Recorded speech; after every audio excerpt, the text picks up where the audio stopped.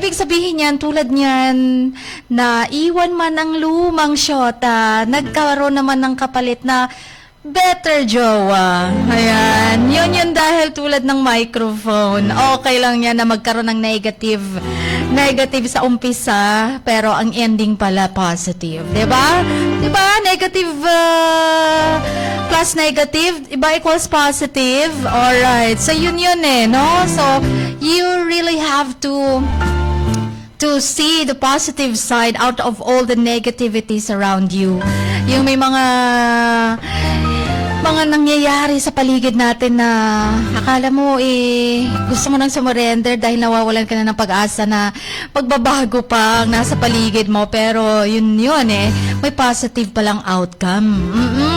So you just really have to kapit lang. Ayan, dahil tulad ni letter sender. Hi, letter sender, nasa Sydney, Australia na pala siya.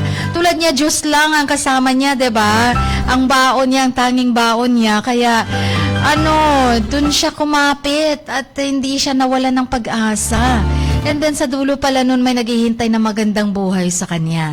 'Di ba? Nabibigay na daw niya yung mga mga pangangailangan ng kanyang mga magulang, tapos nagkaroon pa siya ng magandang career, tapos nagkaroon pa siya ng jowa.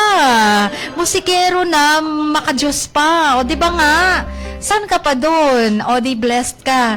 Yung parang akala mo sa umpisa, napakamalas mo naman. Hindi kayo nagkatuluyan ng jowa mo kahit na mahal mo, pero hindi pala kayo magkasundo, etc.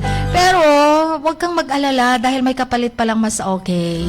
'Di ba? Tulad nito, mas okay pala audio natin kahit nasira yung introduction natin.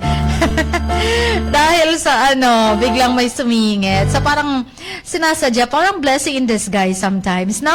Kaya nga sabi ko sa akin, pag may nakakancel na mga okasyon, nakakancel na events or travels, hindi ko siya tinitingnan as malas naman.